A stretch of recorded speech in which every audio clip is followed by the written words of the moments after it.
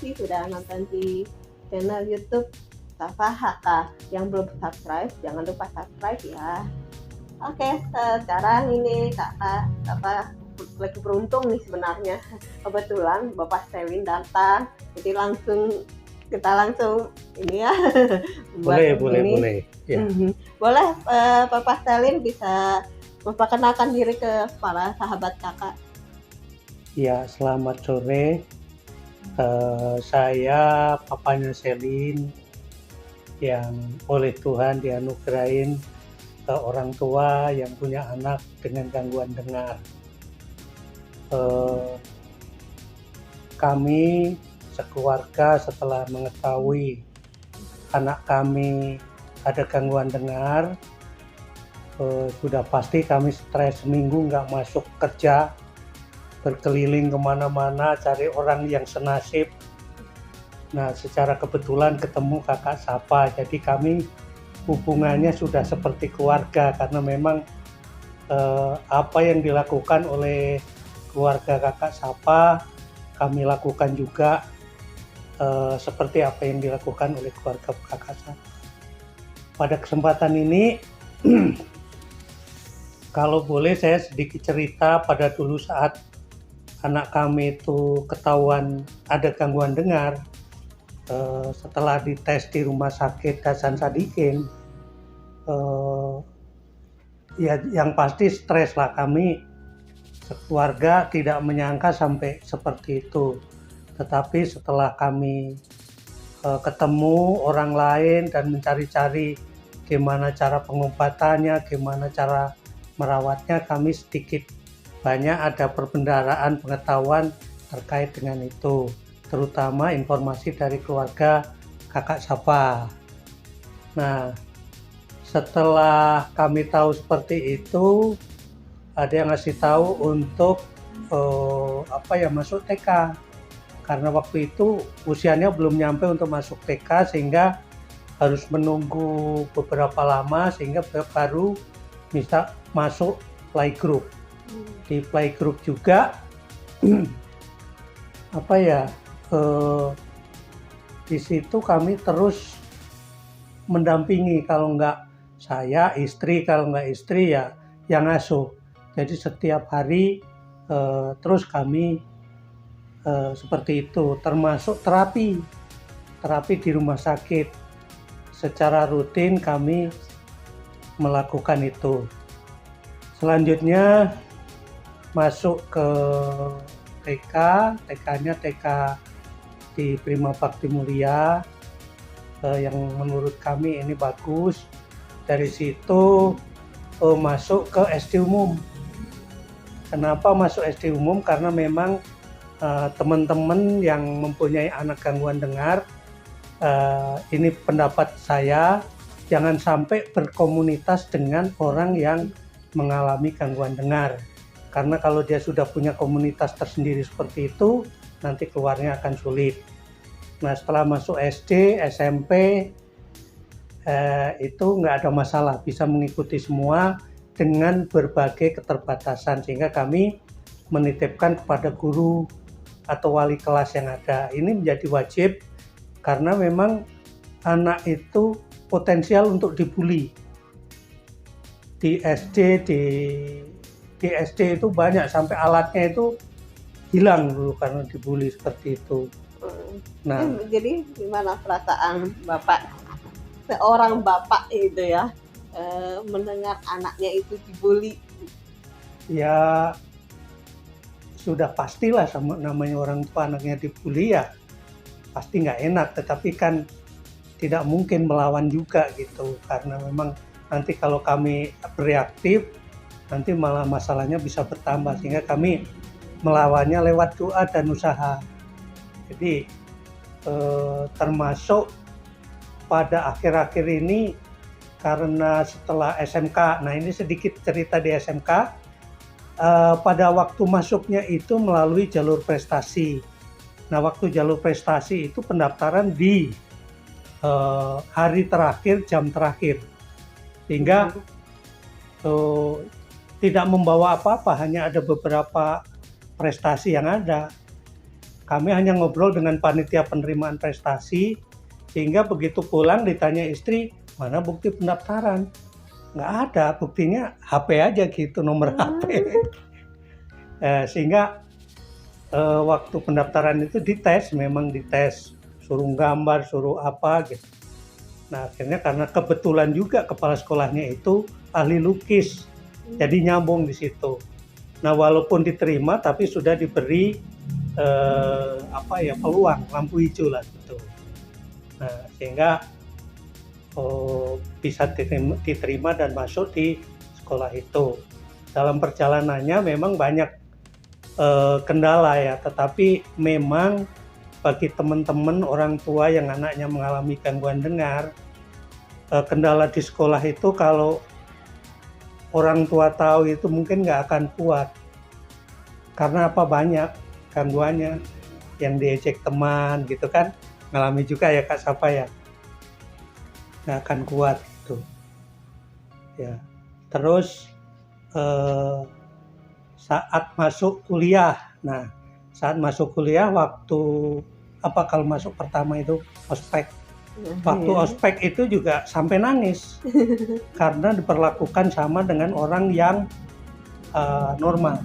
Karena waktu itu tidak kelihatan seperti tunarungu, seperti ada gangguan dengar, sehingga diperlakukan seperti orang normal. Tapi begitu di jalan pulang, nangis, cerita, nah besoknya baru saya hubungi, baru diperlakukan lebih baik lagi.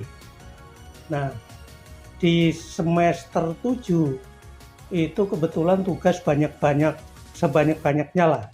Ada tugas yang terkait dengan ada 12 item kalau nggak salah.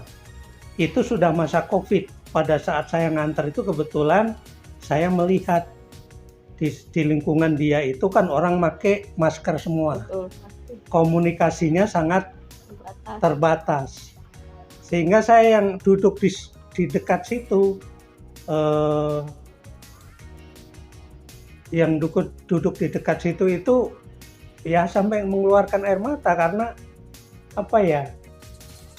dia hanya melihat aja kiri kanan, paling komunikasinya juga sangat terbatas. Kebayang susahnya seperti itu. Nah pada saat ini sudah masuk semester akhir, mulai tugas akhir. Nah ini juga kendalanya mungkin keterbatasan dalam daya tangkap, karena kemarin cerita ada beberapa dosen yang masih pakai masker, sehingga ini juga mengganggu ya, sangat mengganggu di dalam komunikasinya. Nah ini mungkin secara garis besar yang saya rasakan sebagai orang tua yang anaknya ada gangguan dengar. Nah saya pesan pada teman-teman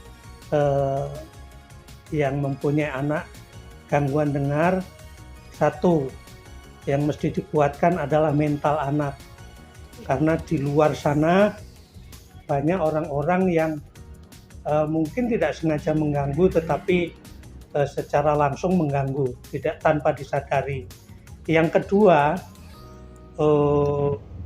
dampingi terus, walaupun tidak secara fisik, tetapi mendampingi dengan dengan dorongan-dorongan yang lebih ekstra daripada anak yang normal. Yang ketiga, cepat tanggap terhadap anak, karena komunikasi dengan anak yang seperti itu kita harus mampu menggali masalahnya, bukan hanya luarnya tetapi masalahnya apa, sehingga kalau tahu masalahnya kita bisa ngambil langkah-langkah yang tepat. Nah ini menurut saya hal-hal yang sangat penting. Jangan berkecil hati teman-teman, karena pasti semua ada jalan keluar yang terbaik bagi anak kita. Terima kasih, selamat sore. Wah, begitu lengkap ya cerita dari Papa Selin itu ya, lengkap sekali dari awal sampai sekarang. Selin sudah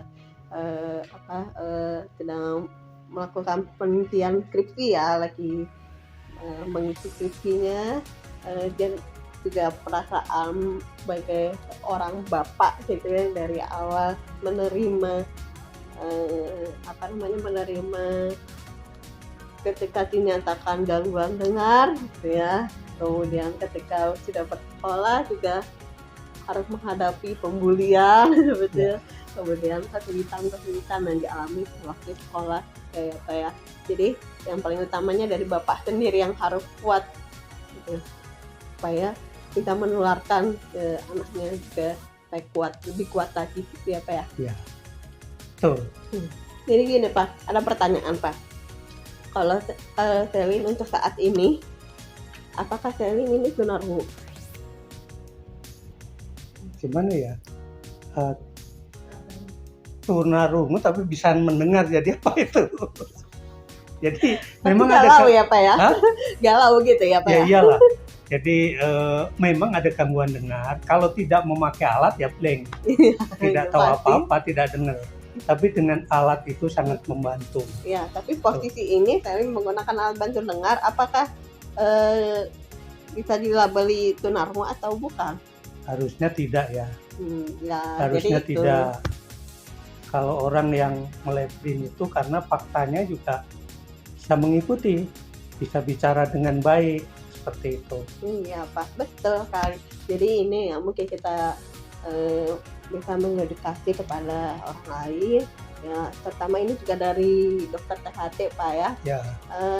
Jadi untuk posisi kita ini sekarang ini bukan tunarungu lagi Ya. tapi gangguan pasca gangguan dengar yang terkoreksi alat bantu dengar atau cochlear implant gitu kan. Jadi ya kita ini gangguan pasca gangguan dengar. Jadi ada pasca ya? Iya, Iya, jadi iya, pasca gangguan, bukan lagi tunarungu, bukan label seperti itu ya. Terima kasih banyak ya Pak Selin ya untuk atas sharingnya, luar biasa sekali. Seorang bapak yang harus tangguh supaya anaknya juga ikut tangguh ya Pak ya. Amin. Ya, terima kasih Pak Selin. Sama-sama. Sebelum menutup ada pesan yang ingin disampaikan oleh para sahabat. Tadi sudah ya. Ya, kalau saya begini, melihat dari WA yang berkembang, banyak teman-teman yang anaknya masih kecil. Nah, saya berharap itu suatu saat, nggak tahu kapan waktunya, diprogramkan supaya anak-anak kami yang sudah bisa sebutannya pasca gangguan dengar gitu ya, ini bisa memotivasi anak-anak yang lain. Kalau kami sebagai orang tua yang bicara terus itu nanti seolah-olah hanya memberikan gambaran faktanya seperti apa, tetapi kalau anak-anak kami yang bicara langsung itu akan lebih berdampak pada orang tua yang lain itu. Nah ini kapan waktunya nggak tahu, tetapi mungkin bagus gitu. Itu saja. Ya mudah-mudahan ya bisa anak-anak kita berkumpul Amin, semua. amin. Jadi bisa saling sharing, bisa saling cerita, curhat dan lain-lain gitu ya Pak ya. Ya. Dan ini kalau ada yang ingin ditanyakan ke Pak Selin bisa komen di bawah sini ya. Dan jangan lupa sharing kepada orang lain. Semoga bermanfaat. Terima kasih sudah menonton tayangan ini. Jangan lupa like-nya ya. Dadah, terima kasih para sahabat.